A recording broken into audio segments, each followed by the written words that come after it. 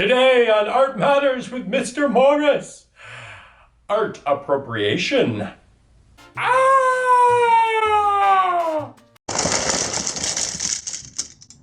Da da da da da da da da da da da da da.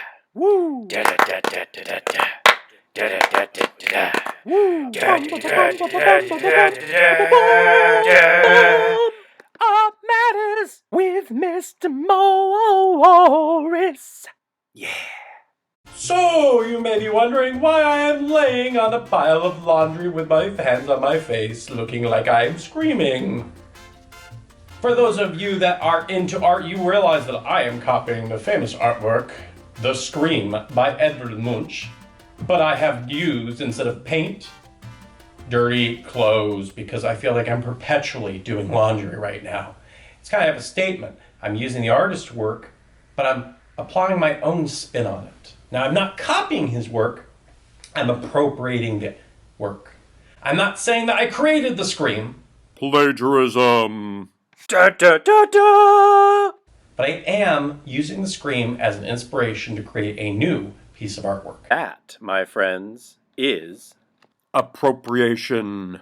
I want you to find a piece of artwork that has several figures in it, because we are going to be recreating that artwork. Guess what? I think we're going to give it a try right now from home. And I realize that some of you might have limited props and various other things, but we're going to do our best. So,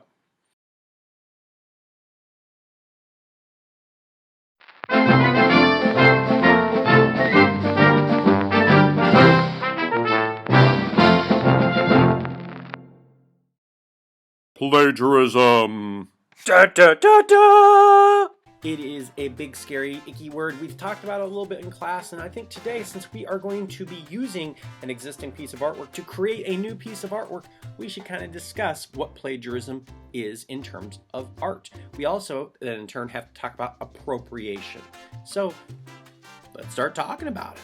Plagiarism is when I copy a piece of artwork exactly as it is, and I claim it as my own. It can also be if I copy a major part of an artwork or a theme of an artwork and claim it as my own. So if I went out there and I started doing drip paintings and said, this is my idea, I'm the first guy that ever did it, and my paintings look hauntingly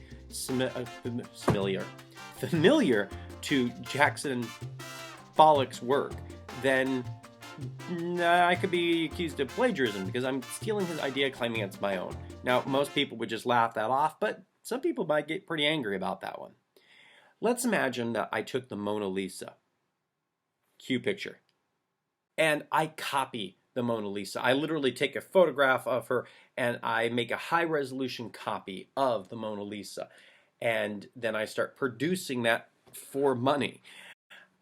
That, my friends, would be a form of plagiarism, but it does get a little bit in the gray area, because what if I have permission from the owners or the creators of a piece of artwork? An owner, in this case, wouldn't work because Leonardo da Vinci died a long time ago. We can't really ask his permission, but we can ask the current owners, may we have permission to photograph this artwork and sell it? And they may say, yes, you can, or they may say, yes, you can, but a certain amount of the money that you earn comes back to us. That's how we're going to make extra money off of this artwork also. I now have all these copies of the Mona Lisa. They're floating around. They've been permitted by the current owners of the painting to be made and to circulate. But now let's say that someone takes one of those copies and they bloop, go ahead and they take it and they draw some Harry Potter glasses and a little Harry Potter scar on it, and then they sign the bottom of it and they hang it up in a museum. Is that plagiarism? Well, there just so happens to be an artist that asked this exact question and decided to challenge society by doing roll picture. In 1919, artist Marcel Duchamp created this artwork, LHOOQ, Mona Lisa. He challenged the idea of what is art, and he introduced many of us to the concept of appropriation when he took a postcard of the Mona Lisa, reproduction of the Mona Lisa, and added a mustache and beard. By drawing on the copy of the painting, the artist said that the painting had changed. It was no longer the same painting, so he could put his name onto it. He was calling out the act of appropriation. Now, mind you, nowhere in there did he claim that he had done the original Mona Lisa, nor did he claim that he was the owner or author, artist of that artwork. He simply said that the current state that the artwork was in, that was being hung, was his own and was no longer just Leonardo da Vinci's. So you can take a piece of artwork and you can use it as an inspiration. You can take a piece of artwork and you can use it to make a statement about society or about the artist or about the artwork. You just can't take the artwork in its original form and copy it just as it is, because by copying it just as it is and claiming it as your own, it is plagiarism. Da, da, da, da. But that doesn't mean that you can't use famous artworks to learn techniques, to learn styles, to make social statements, to do all of these different things. I can take a picture of Starry Night, roll picture, and I could adapt it to, I don't know, be full of a giant cloud cat vomiting up rainbows instead of those beautiful little clouds going through the picture. I can do that because, well, partially the artist isn't around and there's more loose rights with the painting, so no one's going to have as much of an issue with me doing that. But I can also do it because I'm creating a work that is inspired by the original. I am not claiming that I created this from scratch. Now, as you go into high school, there's going to be some gray areas with some of this. Some contests may allow you to do appropriation, other contests will not. So that was a lot of me yammering on about Plagiarism. da da da da, Appropriation.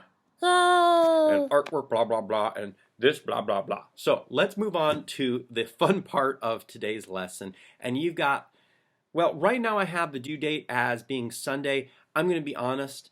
Let's bump that up to next Wednesday. If you get some time to do a nicer job with this project, I'd rather see a nicer job. Here's what you're going to do. Take the famous painting and you can do one of two things with that painting. One, you're going to find the people in your house, in your home, and you're going to locate whatever props, whatever costumes, whatever you can find that kind of looks like whatever the people are wearing or whatever they're holding, various other things within your painting. You're going to recreate that painting somewhere in your house, on your property.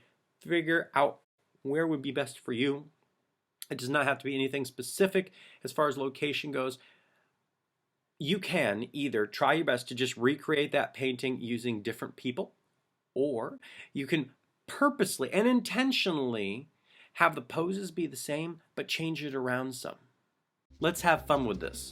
I cannot wait to see the appropriated artwork creations that you do today using a camera, some basic props, and a little bit of imagination and possibly humor. Artists, until next time, remember, keep on keeping on, be kind to yourselves, and keep on creating. I'm Mr. Morris.